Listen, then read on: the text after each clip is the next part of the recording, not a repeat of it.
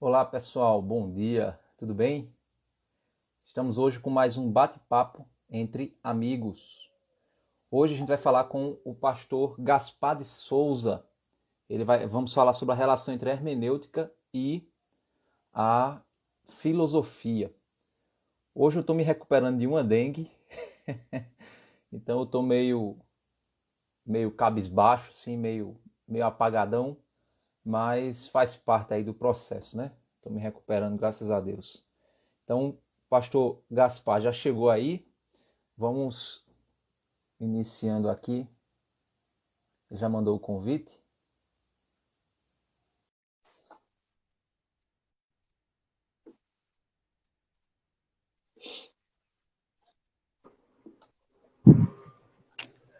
Opa, bom dia. Brother, bom dia, tudo bom?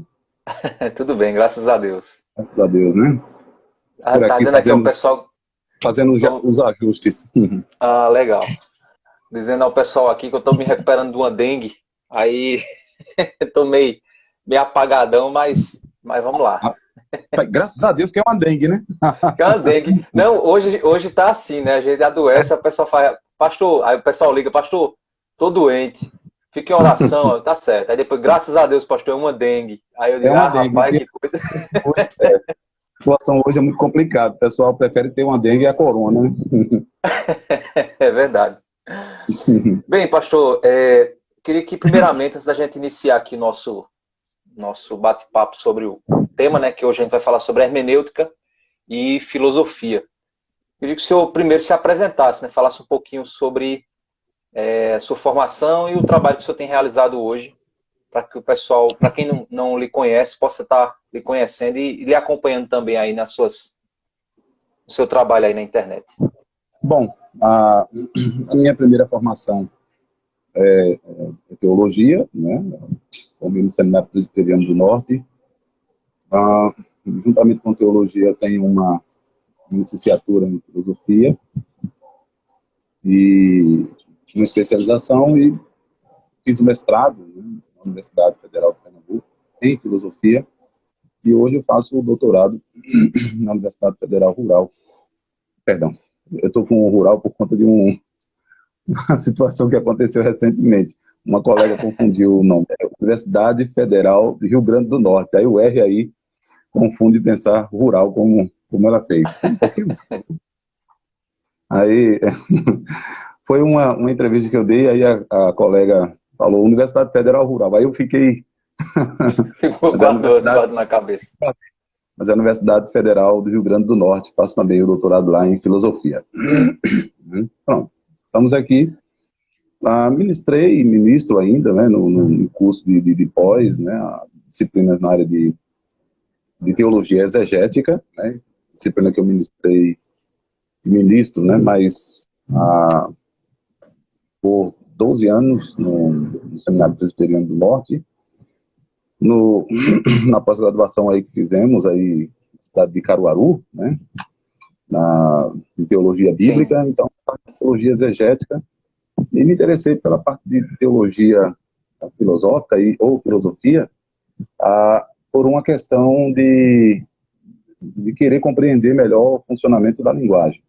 Obviamente eu poderia fazer letras linguísticas, mas foi quando, estudando teologia filosófica, né, obviamente já conhecia antes, mas foi percebendo que, mesmo fazendo um curso de letras, certas questões ficariam de lado. Mesmo fazendo um curso de exegese, conhecendo tudo do grego, do hebraico, algumas questões ficariam para trás. Essas questões são mais substanciais, elas estão no substrato, né, estão ali na base, né, e pouquíssimas vezes elas são examinadas, né.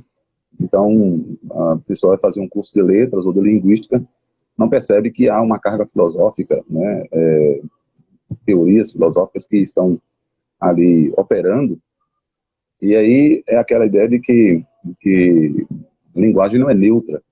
Assim Sim. como a exegese não é neutra, a linguagem também não é. Então, ainda que eu tivesse algum conhecimento, né, da gramática grega, da gramática hebraica, né, ministrando disciplinas como crítica textual, exegese, hebraico, grego, fui percebendo que alguns colegas, alguns alunos em especial, faziam o seguinte: uma vez que eles aprendessem um pouco da gramática, pronto, eles já se considerariam aí os intérpretes, né, Sim, das escrituras, quando algumas questões eram bem, assim, bem mais desafiadoras, né? E aí foi quando um exemplo prático, né? Alguém vai ver lá as condicionais bíblicas, né? Se isso, se aquilo, então aí eles tendem a pensar que essas condicionais implicariam aí, eles trazem cargas da lógica estoica para dentro da sintaxe, e aí parece que ela não funciona bem, né? E um exemplo claro, por exemplo, algumas condicionais são traduzidas, o que poderia ser traduzido como condicionais, na verdade, são partículas de interrogativas, né? Como, por sim, exemplo, em Deuteronômio 8, né? E aí está na nossa Bíblia como condicional, mas lá é uma partícula que expressa uma interrogação. Então, assim, sim, era interessante ver um pouco mais sobre isso, sabe? entendi. Então, vamos lá, né? Legal. É, é interessante que hoje a gente vê que a filosofia, ela parece que tem sido, tem surgido aí uma ressurgência, né, na busca pela filosofia. A gente vê aí os filósofos aí mais de uma pegada mais secular, né, como Pondé, o próprio, Uhum. né, Karnal, Cortella, né, são nomes que hoje tá mais na boca da população, né? E aí vem uma pergunta: toda pessoa ela tem uma linha filosófica, mesmo que ela não seja filósofa? Tem um livro do professor Desidério Murchow, né? Salvo engano, é Janelas para a Filosofia. Ele faz uma afirmação interessante, que é a afirmação que a gente faz na área de teologia, né? Sim, Todos somos teólogos, né? Aquele livro lá do Sproul. E o isso. professor Desidério também faz uma afirmação: todos temos alguma filosofia, né? E não há por que discordar disso, porque, na verdade, a filosofia, além de ser, antes de qualquer coisa, ser um pensamento rigoroso, né? Ter um método próprio, né? O chamado a priori, né? Tal como na matemática, ele não é um método empírico, ainda que possa fazer afirmações e serem verificadas empiricamente, mas outras não são verificadas e elas precisam de um outro método, né? Então, um método lógico, digamos assim.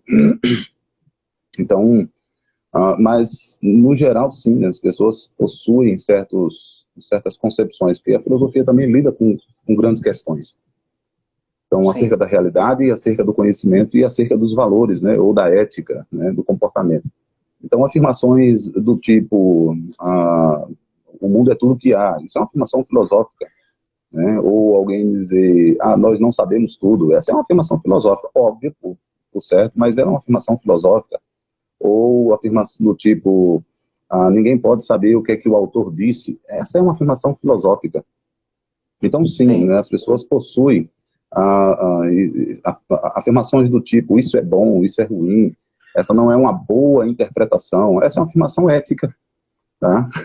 sim, Então, mas como o Verne Poythress, né, no Redimindo a Filosofia, um livro que a editora Monet tem, apresenta, né, essas três áreas, né, que a gente poderia chamar de as questões acerca da realidade, ou metafísica, as questões acerca do conhecimento, ou epistemologia, e as questões acerca da ética, ou valor, né, elas são relacionadas, né, então as pessoas possuem sim, né, não há alguém que, né, mesmo aquele locutor, né, na rádio lá no interior, né, quando faz assim, morreu fulano de tal, que Deus o coloque em um bom lugar.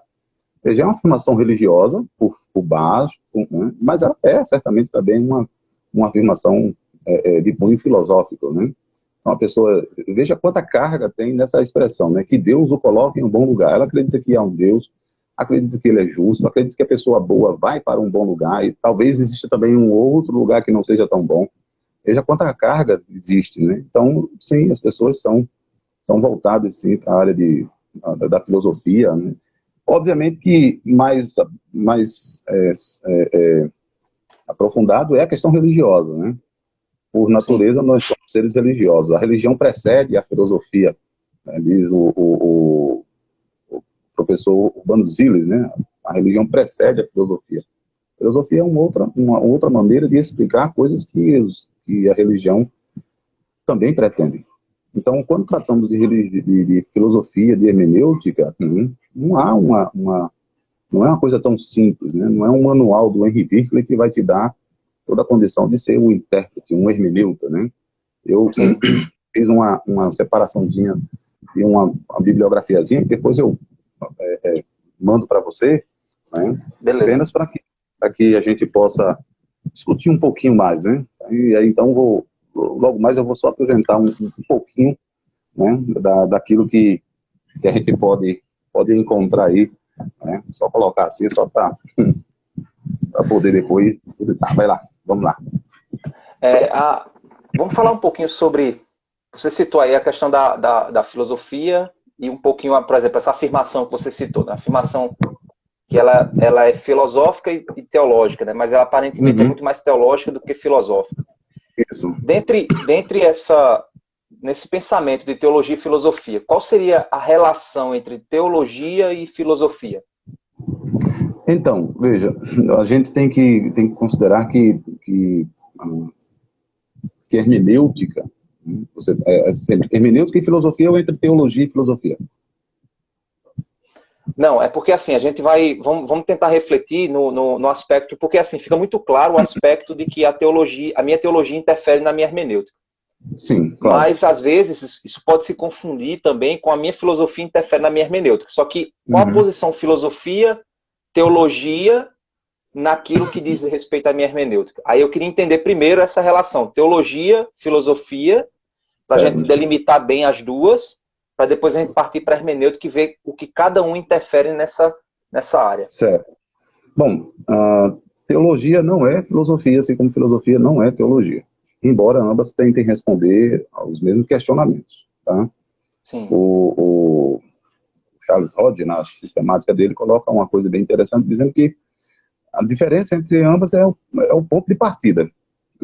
Então, para um teólogo, especialmente um teólogo de tradição conservadora, histórica, né, ortodoxa, né, o seu ponto de partida é a revelação ou as formulações dogmáticas. Então, tendo partido dali, tendo esse ponto de partida, entendendo as premissas daquilo que a revelação apresenta, digamos assim, né, num texto sagrado, na formulação dogmática, ele constrói o seu sistema. Tá? Ele tenta reunir as citas, né, as referências, as expressões doxológicas, né, aquelas doxologias, afirmações credais, creio em Deus, creio em Jesus Cristo. Então ele tenta reunir isso daí, formulando um sistema. A filosofia não tem essa preocupação. Você pensar em sistema filosófico é uma questão do século XVIII, XIX. Tá? Antes disso, as filosofias eram referidas ou por meio dos personagens, filosofia platônica, aristotélica, parmenídica, ou por meio das escolas, epicuristas, etc, etc. Né?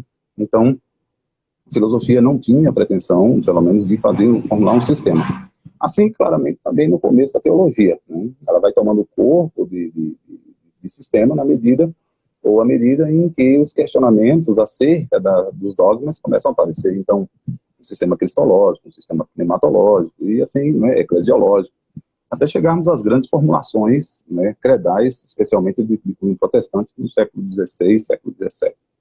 Então, essas formulações dão, digamos assim, né, são a pedra de toque, né, servem de critérios para a formulação hermenêutica, tá bom? E já que a gente pode discutir um pouquinho, porque eu acho bastante interessante isso, né? Porque há uma acusação à tradição protestante é de que ela não foge ao círculo hermenêutico, tá? Ou seja, as suas conclusões estão já subentendidas nas suas premissas. Tudo bem, isso é uma questão a ser discutida. Já a questão filosófica, a ideia de grande sistema é uma concepção hegeliana, tá? Uma compreensão de totalidade, mas que termina sendo fragmentada. Dentro da tradição protestante, existem aqueles que entendem que a filosofia, mesmo aí rejeitando os grandes sistemas, né, ainda assim terminam se envolvendo com eles. Né? Ainda que eles não sejam tão mais totalizantes, sendo mais atomistas, mas esse atomismo parece estar integrado. Então, por exemplo, quando a teologia trata das questões da realidade última, que a filosofia também trata, né, os resultados são bem parecidos. Então, a realidade última é formada por o ser dos seres, né, Deus acima de todos, né, e o mundo como criado. A filosofia pode entender isso de maneira monista, ou dualista, ou pluralista, entendeu? Então, a realidade última é una, ela é múltipla. Na teologia, enquanto se trata, por exemplo, de conhecimento, Deus é quem nos dá conhecimento e nos colocou no mundo onde nossos sentidos e faculdades funcionem de maneira também a conhecer o mundo, né? Então, quando eu toco um objeto, eu sei a sua textura, ou quando eu vejo um objeto, eu sei aproximadamente a sua distância, seu formato. Mas isso é nada mais, nada menos, porque Deus nos criou com tais faculdades e nos colocou no mundo. Para conhecer certas verdades acerca do mundo e de Deus, é dado por meio da própria revelação. A filosofia também, né? Procurar saber se o que precede a fonte para conhecimento, né? Se é a nossa razão, se é a nossa experiência, se é a intuição. Né? Então, quando nós tratamos na teologia do modo de agradar a Deus, nós temos os seus mandamentos. Né? Na filosofia tem uma série de outros conceitos, né? Um conceito mais pragmático, um conceito mais utilitarista, um conceito mais absolutista, situacionista e outras considerações éticas. Eu poderia dizer, aquela afirmação que diz que a teologia é a mãe de todas as ciências, ela estaria correta? Por exemplo, você tem a teologia, a filosofia, para depois vir os demais pensamentos, linhas de raciocínio. Essa afirmação, assim, sempre que eu ouço assim, eu não sou de todo discordado dela, mas ela me soa muito pretensiosa. Né? Essa afirmação já foi feita. Essa afirmação já foi feita. Hoje a gente diz assim que não há mais uma disciplina independente. As disciplinas, elas são são conectadas, digamos assim, né? Há uma interdisciplinaridade, que é o nome que as pessoas mais usam. Então, por exemplo, mesmo a filosofia, que ainda que possa parecer uma disciplina mais independente, ela precisa, né, das ciências da linguagem, ou da própria história, né, ou dos dados da natureza, enfim, né? Então, essa afirmação poderia ser feita aí no passado, né, especialmente na Idade Média, mas hoje ela não parece mais fazer sentido.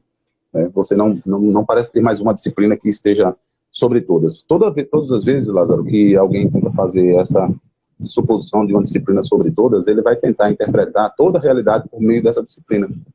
Entende? Ocorre um reducionismo, né, do pensamento. Então, diante daquilo que a realidade se mostra para nós, né, e ela se mostra, né, sem ser heideggeriano, mas ela se mostra para a gente. Então, todas as vezes que ela se mostra para nós, ela se mostra de maneira una e plural. Né? Então, se eu tento fatiar essa realidade e querer interpretar o todo da realidade por essa fatia, eu vou ter um problema. Né? Então, por exemplo, se eu reduzo toda a realidade a um aspecto meramente físico, né? Então eu vou querer interpretar a linguagem, né, os sentimentos, o pensamento, tudo com base nessa perspectiva. Isso não vai ser muito adequado, porque a experiência que nós temos de vivência no mundo, ela não pode ser, de fato, reduzida. Né? Bom, ok? Então, acho que a gente... Interessante. Interessante. Pelo que eu entendi, né, do que você falou, nós temos a diferença entre filosofia e teologia parte do ponto onde eu utilizo, seria o meu pressuposto para pensar filosoficamente e o meu pressuposto para pensar teologicamente. Poderia ser meu ponto de partida, ou seja, aquilo que eu tomo como base para construir o meu raciocínio. Isso. Então, como a gente entende a teologia, pelo menos a teologia reformada, a teologia protestante, ela toma como base, como ponto de partida, as escrituras sagradas. A filosofia, ela não estaria presa a esse ponto de partida das escrituras, mas estaria a partir da realidade como se apresenta ao observador. Seria mais ou menos assim. Ou a partir de fora ou a partir de dentro, né? Ou seja, ela começa de modo interno, digamos assim. Tá? O filósofo, ele começa com Tá lá no texto, ele começa com uma admiração, com um espanto, com aquilo que lhe provoca, né, que lhe move a fazer certas perguntas, né, mas que é, digamos assim, é o ponto de partida, mas não dá continuidade, a filosofia vai vir depois. Então ele se depara com algo na realidade, como os antigos se depararam, né, por que há noite e dia, por que as coisas estão alternando, por que elas estão mudando. Então passa a investigar isso, né, ela não precisa mais de uma divindade, ou dos deuses, né, de um Hermes, né, interpretando para ela o que seria essa realidade. Ele tenta interpretar, né, mas porque é de natureza fundamentalmente religiosa, né, é que há essa pluralidade também aí, essas divergências e tudo mais. Então, sim, entendi. Então, assim, eu poderia traçar o seguinte pensamento. Aí você faz a afirmação, critica conforme o seu entendimento. Vamos lá. Então, eu teria o quê? A interpretação bíblica, o teólogo, ele vem Bíblia, aí a partir das escrituras ele faz suas asseverações teológicas, aí essas afirmações teológicas que ele faz, acaba, de certa forma, tornam-se pressupostos para a hermenêutica dele também. Né? Deveria ser assim. Pronto. Aí quando a gente vai para a filosofia, então seria o quê? O teólogo é Bíblia, teologia, Bíblia. O filósofo seria o quê? Filosofia, Bíblia, para então teologia, interpretação. Se o filósofo... Não. Quando se vai para a escritura, já se vai com certas considerações, né? Ou pré-compreensões. Já se vai para ela com certas pré-compreensões. O ideal, né? Aqui o ideal, né? Não o real, mas o ideal é fazer com que as suas pressuposições sejam derivadas da leitura da escritura. Eu esqueci o nome dele, o Grant Osborne faz uma crítica a uma filosofia que eu acho que ela não é válida, assim, ela tem o seu lugar, mas precisaria de maior é a espiral hermenêutica? Isso, é a espiral hermenêutica. Ele faz uma afirmaçãozinha que eu acho que deveria ser melhor trabalhada. Ele diz assim, por exemplo, na página 35, ele diz assim: até pouco tempo atrás, a hermenêutica não tinha dado muita atenção ao poder que o leitor exerce na construção do entendimento. Essa é uma verdade. O processo de interpretação sempre foi, primeiramente, consideração do autor, depois a mudança para o texto, e agora, né, a concentração no próprio leitor. Então, há um tempo não se considerava o papel do leitor na leitura. Com muita frequência se diz que ler é entender, principalmente depois que a teoria da escola escocesa, está falando aqui da escola do senso comum, né, deixou a impressão de que todos temos competência para interpretar automaticamente o que lemos. Mas isso não é verdade. Então, aqui é que reside um certo problema. Qual é o problema que me transparece aqui? A filosofia do senso comum entende que as coisas são dadas de modo real, né? Então, se eu tenho um aparato linguístico, né, que foi dado por convenção, e eu consigo alcançar esse aparato, então, por exemplo, nós estamos aqui conversando e nós estamos nos entendendo, pelo menos num certo nível, porque nós temos um arcabouço linguístico que é o mesmo. Então, eu falo um termo, eu falo teologia, você sabe do que está sendo falado, ainda que seja lá na parte superficial, e não nas questões mais embaixo, né? Então, o senso comum, que é uma filosofia realista, entende que o mundo é isso aí, ele está lá fora, dado de modo objetivo. Então, se eu vejo uma árvore, não quer dizer que eu sempre esteja vendo, pode ser que eu me engane em alguma ocasião. Eu tenho uma alucinação, eu tenho o café que eu tomei pela manhã me deixou com os olhos turvos, e aí eu vejo uma pessoa e penso que é uma árvore, né? Como acontece numa história bíblica. Mas, na maior parte das vezes, eu vejo uma árvore e estou vendo um celular aqui na minha frente, conversando com você. Então, a filosofia do senso comum diria que nós temos competência para interpretar, pelo menos num certo nível, né? Mas não quer dizer que nós saibamos, né, absolutamente o todo dessa interpretação. Aliás, ninguém sabe o todo dessa interpretação, né? Mas num certo nível, nós pensemos em hermenêutica ou interpretação em níveis, entendeu?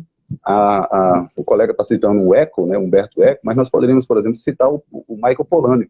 Nós agora, né, depois de nossa vivência, sabemos muito mais do que somos capazes de falar. Então, nós nos aproximamos do texto e deveríamos deixar com que o texto nos, né, aí integrando, como a gente vai ver mais adiante, integrando o meu mundo com o mundo dele, para que eu possa encontrar o aparato comum, né? Por exemplo, a linguagem. Né? Vou dar um exemplo. Alguém lê na escritura, cama, né? Tomou o seu leito e caminhou e foi embora. Ora, a experiência que eu tenho de vivência de cama aqui é esse objeto, né? Mais alto, né? Colchões, né? Mas não é o mesmo objeto que tem lá. É nomeado aquele objeto, mas não é o mesmo objeto. Talvez a palavra clinê seja um leitozinho, um colchonete, onde a pessoa pode enrolar, né? Uma esteira, onde a pessoa pode enrolar e carregar com ele. Então, veja, eu tenho que ir para lá para poder identificar o que é que ele quer dizer. Ao fazer isso, então, agora eu tenho digamos, um ponto em comum com aquele mundo, tá? Que é um outro mundo. Então, o teólogo deveria, né, nesse caso, ir para a Escritura e deixar-se moldar por este mundo, entendeu? Deixar-se moldar por ele. Então, qual é a concepção que eles têm de Deus? Qual é a concepção que ele tem de criação, de mundo? E aí sim ele formular a sua filosofia, ou a sua teologia, entendeu? Acho que seria o caminho mais ideal. Não quer dizer que é fácil, mas é o caminho mais ideal, tá bom? Eu penso que isso seria um caminho bem interessante. Interessante. Então, assim, desculpa, de que forma... Eu tô com um pigarro. Se você quiser tomar uma água, alguma coisa assim, pode ficar à vontade. Tá bom, vou pedir para a esposa trazer para mim. É interessante porque, assim, essa relação que a gente vê hoje, por exemplo, quais são os riscos, então, que eu tenho de que a minha filosofia interfira negativamente na minha interpretação, na minha hermenêutica? Certo. São muitos os riscos. Eu vou citar pelo menos 2 desses riscos, tá bom? O primeiro, veja, qual tipo de filosofia? Há um autor, não me recordo o nome dele, bom, deixa de lado, ele trata do mundo, né, da palavra e o mundo, e da exegese no período da ciência, do surgimento da ciência moderna. Pense um pouco quando chegou a época do iluminismo, ou do racionalismo. O mundo podendo ser explicado por uma relação de causa e efeito dentro de um mundo fechado, uma interpretação naturalista. Então, eu adoto essa interpretação naturalista e fecho o mundo. Né? Ou seja, fechando o mundo, ou Deus está dentro do mundo, ou ele está fora e não interage no mundo. Ou não há Deus nenhum.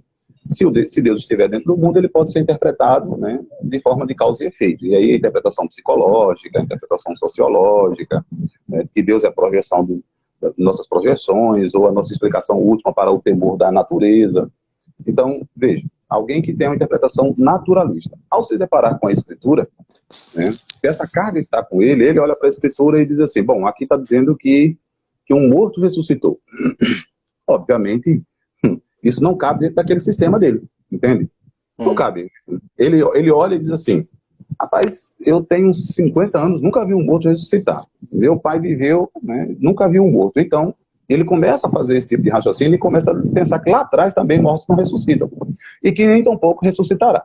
Veja que essa é uma afirmação de cunho filosófico, né, naturalista. Ele está dizendo... e por ser naturalista, ele vai pensar, consequentemente, ele vai dizer assim, tem uma explicação científica para isso. Tem uma explicação científica, uma explicação meramente natural para isso.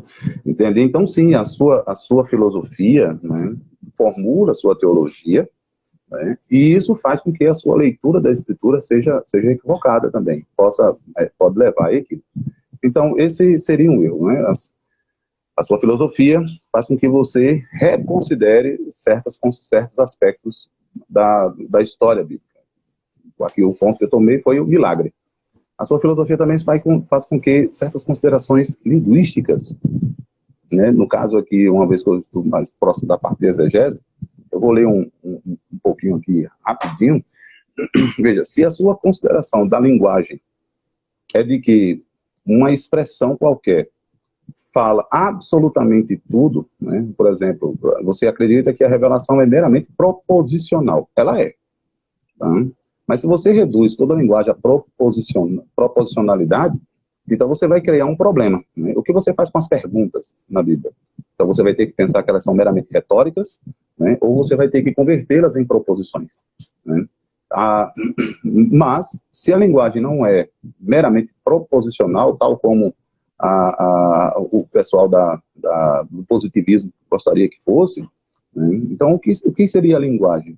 Então, por exemplo, eu sou mais inclinado a uma concepção pragmática da linguagem. Pragmática aqui, eu sei que tem muita gente aí com medo dessa palavra.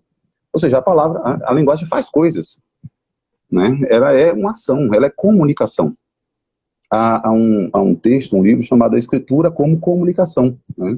E nesse sentido, mais do que dar informação sobre o mundo, na comunicação você não quer apenas dar informação, você quer fazer coisas, né? Quando agora há pouco você disse assim, não, se quiser tomar uma água, eu disse, não, eu vou pedir uma água à minha esposa, ela ouviu lá dentro e trouxe a água. Eu não disse aqui assim, Beth, por favor, traz um copo d'água para mim. Eu não disse isso. Mas ao dizer isso, né, algo foi transmitido para ela, foi comunicado, né, aquilo que é comum. Então ela entendeu, ele precisa de água, ele está pedindo água e trouxe água. Entende? Então, assim, quando a Escritura nos diz coisas sobre Deus, ela não está me dando meramente uma informação sobre Deus. Porque se fosse nesse nível, bastaria com que eu soubesse essa informação para dizer que eu conheço Deus. Então, eu até brinco com os colegas, né, especialmente seminaristas, a pergunta 4 do breve catecismo: o que é Deus? Deus é um espírito puríssimo, é amor, é justo, é bom, etc, etc. Não tem lá, é amor. Bom, então eu conheço Deus, já tenho a definição, né? Mas quando ele mostra, eu sou o Senhor, bom é Deus para Israel, mais do que dizer algo sobre Deus, ela está dizendo o que ele faz conosco, entendeu? Sim. Então, há um autor, um linguista, James Barr, né, que com uma publicação de um texto chamado A Semântica Bíblica, colocou abaixo toda a concepção lexicográfica do dicionário do Gerhard Kittel, né, dicionário do Novo Testamento. Né, colocou abaixo, porque a consideração era muito reducionista, digamos assim. Né, deixou de considerar aí a funcionalidade da língua. Né. O Robert Plumer tem um livro publicado no Brasil, 40 questões para a interpretação bíblica. A última parte trata, por exemplo, das concepções contemporâneas para a hermenêutica. Né? Então, e o Van Hoosen, né, ao significado nesse texto, ele aborda essas 3 questões: a morte do autor por uma questão metafísica, a ausência de significado por uma morte do texto, né, e a pluralidade de significado pela ressurreição, né, digamos assim, pela vinda, né, do leitor. Então, 2 exemplos, né? Minha interpretação, minha filosofia muda a minha leitura da Bíblia, aqui como exemplo do milagre, e uma concepção da filosofia da linguagem aqui, que é onde eu trabalho um pouco mais, muda também a minha compreensão do que seria a exegese, né? Então eu vou fazer minha exegese e aí eu vou dar apenas informação à igreja, né? ou ao texto, né? Às pessoas. Ora, quando o texto bíblico quer que ela também faça algo, né? Sim. Ela execute algo. Né, ela realize alguma coisa, né, é uma espécie de performatividade, digamos assim, né, da linguagem, tá bom? Acho que dá para caminhar um pouco. Interessante. Então, assim, hoje em dia a gente tem vivido um tempo muito complexo em termos de ideologias, né? A gente tem vivido aí diversas ideologias, várias vozes aí, ruídos dos mais diversos. Hoje, no campo da filosofia, a forma como nós temos vivido hoje. Eu acho que o Guilherme de Carvalho, ele tem um trabalho onde ele trabalha muito bem o termo revolução afetiva. Não sei se você já ouviu falar desse termo. Que hoje nós somos pessoas direcionadas pelos afetos, ou seja, a relativização da verdade. A verdade está baseada no que eu sinto, no que eu acho, né? Diante dessa perspectiva, o que é que você vê assim como as filosofias mais perigosas do tempo de hoje, né? Os pensamentos, as ideologias ou pensamentos mais perigosos para a hermenêutica e que você tem percebido ela adentrando na igreja e nós não estamos... Parece que a igreja ainda está meio no século XVII ainda, século XV. Vamos pensar o seguinte, do jeito que a gente falou aqui dessa relação filosofia, teologia e hermenêutica. Se a minha teologia é informada, né, ou a minha filosofia, né, se a minha teologia é informada por uma filosofia destoante, obviamente alguém vai ter que sofrer o dano, né, e geralmente é a teologia quem sofre. Tá? Ela termina sendo reformulada. E, obviamente, por fim, o próprio texto. Pegamos aqui uma concepção de filosofia identitária, né? Então, o modo do homem hétero-eurocêntrico ter uma epistemologia diferente do homem do século XVI, século XVII, eles não pensam da mesma maneira. Com uma filosofia identitária, homens e mulheres, filosofia epistemologia negra, epistemologia feminina, epistemologia trans, metafísica trans, né? Então, se eu faço esse tipo de abordagem, a minha hermenêutica também vai sofrer. Porque eu vou agora olhar para a escritura e eu vou fazer certas considerações. Bom, se é identitária, então a escritura é um livro meramente cultural. Então, é escrito por homens, né, com a perspectiva de homens, machista, né, e patriarcal, né, e aí eu transfiro isso, inclusive, para a divindade que nela se revela. Né. Então, por quê? Né? Porque Deus, né, chamando de Ele, e aí eu vejo Ele e não consigo vê-lo de outra forma, senão com essa concepção identitária. Então, eu não diria assim, as mais perigosas, mas sim, né, a filosofia, ou mesmo, né, impactando a teologia, traz essa carga. Então, pense aí uma concepção filosófica naturalista, né, ou marxista, né, vou ler as escrituras com esse olhar. Tá? Vou formular a minha teologia. Então, geralmente diz assim, a gente precisa de uma teologia brasileira. Sim. Ora, há certos aspectos da teologia do Brasil, né, que precisam ser avaliados assim, dentro da nossa dinâmica brasileira. Mas se a formulação teológica tem um caráter universal, e ela tem, tá, então ela vai perpassar. Né? Então, por exemplo, a afirmação Jesus Cristo é o Senhor, ela não é local. Né? Exato. Ela é geral. Mas o modo como nós ordenamos a nossa liturgia, né?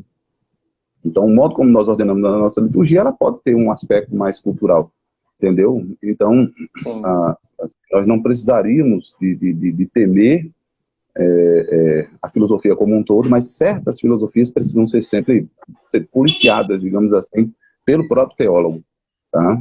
Para que ele não faça disso aí uma teologia identitária, né? Como há, né? Teologia negra, teologia gay, teologia feminista, né? Porque ao fazer isso você vai ter que reformular, né, aquele dado universal que a própria revelação apresenta. Então, Deus criou o mundo. Pois não. Isso é interessante porque, por exemplo, isso ocorre com a ressignificação semântica, né, que é você pegar palavras e dar novos significados a essas palavras. Ou seja, você vem com uma filosofia, né, com uma filosofia identitária, e diz para você que submissão é subserviência, é a mesma coisa, né? Isso. E aí, numa perspectiva, aí diz que a submissão que a Bíblia coloca ali é uma coisa patriarcal, uma coisa machista e tal, e aí você dá um novo significado à palavra, tira o significado real dela, e aí automaticamente, para você tentar encontrar uma maneira de equilibrar, vamos dizer, a piedade, né, na sua cabeça, né, para que a Bíblia continue sendo palavra de Deus, aí você faz o quê? Você começa a interpretar com um novo, a partir daquele novo significado, aquela palavra, né? Você começa a usar aquele novo significado para aliviar aquela tensão que a sua filosofia está trazendo para o próprio texto bíblico. Não é isso? Exatamente. E esse não é um trabalho simples de ser feito, sabe, Lázaro? Nós somos muito passivos. Tá? Quem está na área de teologia mais acadêmica, digamos assim, consegue perceber isso. mas a população não consegue, né? O Thomas Sowell tem um livro, Os Intelectuais e a Sociedade, né? Eu vou aplicar o que ele assim, apresenta ali para a teologia. Então, os grandes teoremas, digamos assim, da filosofia, né, os grandes laboratórios para a filosofia acontecem nos centros acadêmicos. Só que não consegue traduzir aquilo para as pessoas aqui embaixo, que é o Olimpo, né? O Olimpo acadêmico. Então, ele não consegue traduzir aqui para baixo. Então, lá vem Hermes, né? O Deus que interpreta tudo, né? Então, ele traz isso aqui para baixo. Quem é que está aqui? Aqui estão os artistas, aqui estão os comunicadores, a mídia, né? Nessa mediação, né? Um único mediador entre os acadêmicos, né, teóricos, né, e a população. Aqui, essa inteligência, digamos assim. Essa é quem converte toda essa linguagem rebuscada, essas teorias, aqui para baixo. E essas pessoas terminam absorvendo, né, sem o senso crítico, elas não conseguem perceber isso. Na teologia também acontece o mesmo. As grandes formulações teológicas estão aqui em cima. E quando essas formulações teológicas são identitárias também, digamos assim, ela precisa chegar aqui embaixo. E quem é que traz aqui para baixo? Entendeu? Então, não é o teólogo acadêmico, né? Dificilmente uma pessoa daqui de baixo, digamos assim, aqui de baixo, não, alguém que está ouvindo aí, né? Já estamos falando de política identitária, não estamos falando de perfil social, tá? Estamos falando de treinamento acadêmico. Então, aquelas pessoas profundidade que estão aqui embaixo, dificilmente conseguiriam ler o livro Teologia do Novo Testamento de Rudolf Bultmann. Tá? Dificilmente conseguiria fazer isso. Então, quem é que vem fazer isso aqui? Aqui são os pastores que passaram no seminário, né, ou que tiveram alguma formação, ou que leram em algum blog, ou algum vídeo, alguma coisa assim. Os comunicadores, os pastores de comunicação simples, fácil.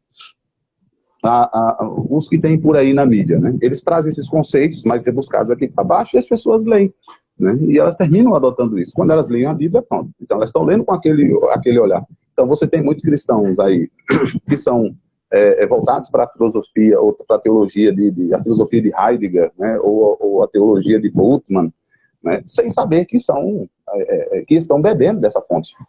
Sim. Quem tem um treinamento, quando ouve, diz assim, rapaz, eu já vi isso em algum lugar, eu já li isso em algum lugar. E aí cara, consegue rapaz, algo não me cheira bem.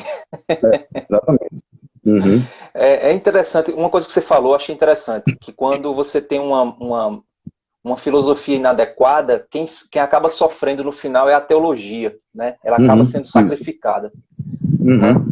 Hoje, quais seriam suas dicas? E aí acaba entrando também no seu, né, nas dicas também de leitura, que você trouxe aí alguns livros, né, para mostrar para o pessoal. Mas quais seriam suas dicas para a gente desenvolver uma filosofia saudável, de modo que a nossa teologia não sofra? Rapaz, em pouco tempo seria bem complicado, né? Assim, para os interessados mais academicamente, eu indicaria assim o livro do Van Hooser, né? Há um significado nesse texto. Esse livro é substancial, né? Assim, é difícil de ser lido, né? Mas é um livro que eu indicaria, né, quem tem interesse mais aprofundado, né, nessas questões. Você tem, né, os 2 apêndices do Espiral Hermenêutica, né?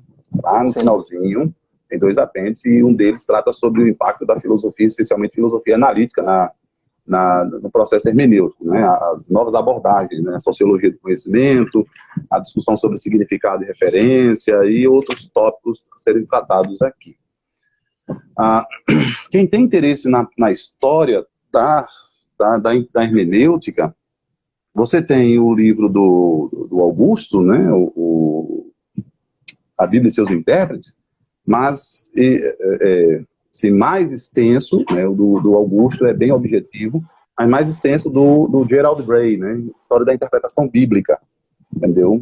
Então, uma das coisas, Lázaro, que é interessante é fazer com que no caso cristão, possa ler a própria história da hermenêutica, como a Bíblia foi lida ao longo da história, porque fazendo assim, ele vai saber quais são, que relações havia com os pensamentos da época, né? Eu sempre brinco dizendo assim, os alunos geralmente, né, aquelas bíblias antigas, história secular e história bíblica, né, história da igreja. como se elas fossem paralelas, né? Quando, na verdade, elas estão excluídas, né? Elas estão juntas. Exatamente. Exatamente. Esses textos aqui, né, assim, há dois livros, quem lê em inglês, eu recomendaria, Dois Horizontes, tá? Do Anthony Tisselton, esse aqui, tá? Cujo título é A Hermenêutica do Novo Testamento e a Descrição Filosófica, com referência especial a Heidegger, Bultmann, Gadamer e Wittgenstein, tá? Esse material ficaria aí com, né, dele também, né, Novos Horizontes Hermenêutica, Teoria e Prática da Leitura Bíblica Transformadora. Vai mostrar como é que o texto, né, como é que houve essa evolução do texto para o leitor, né? Então, por exemplo, no capítulo 2º, transformando o texto, observações preliminares, a capacidade do texto de transformar leitores, a capacidade dos leitores e textos de transformarem textos, né?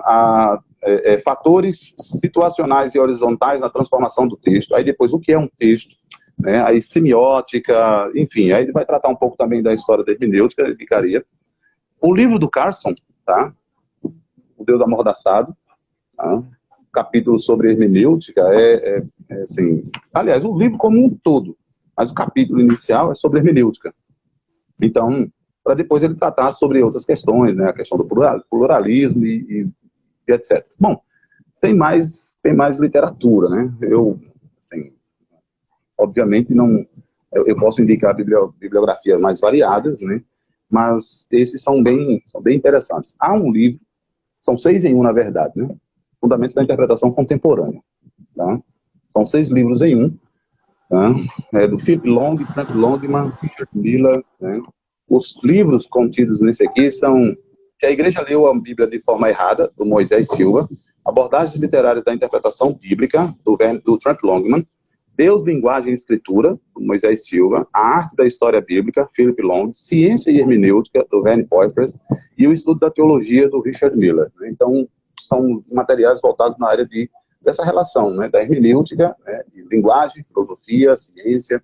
É um material que vale a pena também. Existem outros, né, aí que a gente pode depois eu mando uma bibliografiazinha para você. Muito bom. A gente está chegando no final, já está chegando a 48 minutos, né? Aqui ele tá. Chegou 1 hora, o Instagram censura. Isso. Palavra da moda é censura, né, pá? Isso. Eu queria que você desse suas considerações finais, né, para a gente poder tá se despedindo, e agradeço demais, assim, pela sua disponibilidade, e realmente, assim, foi muito bom, né? Passou rápido, assim, é impressionante. A hora que a gente vai conversando assim, mas a hora voa mesmo, assim, quando o papo tá bom, aí que coisa... assim, eu vou voltar primeiramente para os pastores, né? Eles precisam estar antenados com o que está acontecendo em sua volta, né? Geralmente os pastores colocam-se num Olimpo, né, também, né, e se desconectam do mundo, tá? A imagem que eu gosto é uma imagem que o Richard Pratt apresenta no livro Ele Nos Deu História. Os pastores conhecem muito o mundo bíblico, né, sabem muito do que aconteceu por lá, da geografia, da história, enfim, conhecem tudo daquilo, mas não sabem nada do que está acontecendo aqui. E aí eles reduzem a pauta, geralmente, a questões morais, digamos assim, tá? A aborto, a eutanásia, a casamento com pessoas do mesmo sexo, entre pessoas do mesmo sexo, reduzem a pauta quando há mais do que isso. Essas pautas, elas são permeadas por considerações metafísicas, enfim, e poucos sabem disso. Por outro lado, existem pastores que conhecem muito o que está acontecendo aqui, no nosso mundo. Então, eles sabem tudo do que está passando, das discussões sociais, discussões políticas, mas eles não sabem como responder a tais questionamentos com o mundo de lá. A revelação, ela perpassa o mundo. O que conecta o mundo de lá e o mundo de cá é o mesmo Deus que criou o mundo lá, é o carro do ovo, ele passa por aqui também. Lá. Rapaz, esse rapaz aqui tá tentando vender aqui. Botando aqui o microfone para não atrapalhar, mas não tem jeito não. se preocupe não. Então, por que pode ser respondido com a revelação dada nesse mundo aqui, é porque o Deus é o mesmo, o ser humano é o mesmo, entendeu? Então, assim, as questões que o ser humano tem hoje são as mesmas questões que eles tiveram no passado. As respostas também não são tão diferentes, né? No final, elas se juntam, elas são reformuladas, tá bom? Então, o que é que esses colegas precisariam fazer? É trazer a mensagem que foi dada aqui e trazer para cá. O Tim Keller é alguém que consegue fazer isso. O Van Hoosen faz isso. O reverendo Augusto, né, Augusto Nicodemos, consegue fazer isso. Né? Outros do nosso convívio fazem isso com destreza. Então, minha recomendação a eles. Minha recomendação aos membros das igrejas, né, que eles tenham um senso mais crítico com aquilo que eles veem, com aquilo que eles ouvem, não apenas dos seus pastores, mas do que eles veem na mídia, na televisão, nas séries, né? Assiste uma série como Dark, não percebe a carga filosófica que tem uma série como essa, na literatura, naquilo que eles aprendem nas universidades, né? Eles precisam ter um senso mais crítico, né? Gosto muito de uma frase que o professor Fabiano Oliveira usava. Nós precisamos ter uma mentalidade biblicamente orientada. Tá? Então, nós somos mais biblistas, né, do que tendo uma mente biblicamente orientada. Então, nós queremos versículo bíblico para tudo, quando nós não sabemos trabalhar com princípios bíblicos. Então, assim, é um desafio para todos, tá? Para todos, né? Para pastores, para os membros da igreja e para os que estão na área dessas disciplinas, né, que tentem integrar, ver como essas disciplinas podem ser úteis para a sua área, né? Por exemplo, no meu caso, como cristão, como é que isso pode ser útil para mim na área de teologia, né? E certamente tem me ajudado bastante, tá? Mas, como eu costumo dizer, a maior formação teológica que eu tenho, ou filosófica que eu venho a ter, na verdade, eu quero que essas coisas sirvam a um propósito, né? Que é comunicar, né? Comunicar bem aquilo que Deus comunicou. É isso. Amém, muito bom, gostei. Eu acho que você falou aí a questão, por exemplo, do aborto, né? As pessoas não estariam trabalhando só no sim e não, se elas entendessem o valor da vida, né? Se o valor da vida fosse trabalhado, o conceito do valor da vida e o direito que Deus tem sobre a vida, né? E que nós não temos sobre a vida, muito dessa discussão estaria resolvida aí na ponta se a gente ensinasse esses princípios, né? Eu acho que isso é interessante, né? É muito bom isso que você falou. Então, Gaspar, Deus abençoe. Obrigado mais uma vez, viu, pela participação. Você que está aí nos assistindo, vai ficar gravada essa live. O pessoal, o sábado é um horário que o pessoal normalmente... você não vê tanta live acontecendo nesse horário, aí por isso que foi um horário que eu escolhi para trabalhar, porque aí até mesmo é um horário que se encaixa na agenda de muita gente que eu convido aqui, né? E eu tenho feito esse trabalho sobre hermenêutica, né? Então eu sempre tenho convidado alguém para falar sobre a relação entre hermenêutica e alguma outra área, para as pessoas entenderem que interpretar a Bíblia não é só pegar o livro e ler, não é? Mas que tem uma série de questões em jogo no momento que eu estou lendo as Escrituras. E os pastores, quando estão interpretando e pregando para o seu povo, precisa compreender isso, né? Então, para quem está aí assistindo, né, siga o pastor Gaspar Souza, né, que tem feito um trabalho nessa área de filosofia e teologia. Então, siga ele aí, ele tem material muito bom também. Tem canal do YouTube, pastor? Tem o Teologia Reformata, né? TH, tá bom? Aí é teologia, legal, né? Aí escreva lá, teologia com TH, Reformata, né? Se com a sua autorização, eu também gostaria de colocar esse vídeo lá no canal. Sim, claro. Fica à vontade. Vai estar lá no meu canal do YouTube também, canal do YouTube aí do pastor Gaspar. Deus esteja abençoando, pastor. Obrigado, viu, pela participação. Obrigado aí, que a gente tentou fazer isso anteriormente, não conseguimos aí organizar a agenda, mas graças a Deus deu tudo certo agora. Não é isso? Bom, muito obrigado pelo convite e estou à disposição, tá bom? E aos que participaram aí conosco e os que verão depois, né? Exatamente. Podem contar com a gente, né? O meu aí no Instagram, Gaspar_Souza, né? Aí tem o Twitter, e o canal do YouTube, né? Mas estou aí à disposição também no que eu puder cooperar, tá bom? Amém. Deus abençoe, pastor. Até mais. Um abraço, Lázaro, tá? Fica na Um paz. abraço.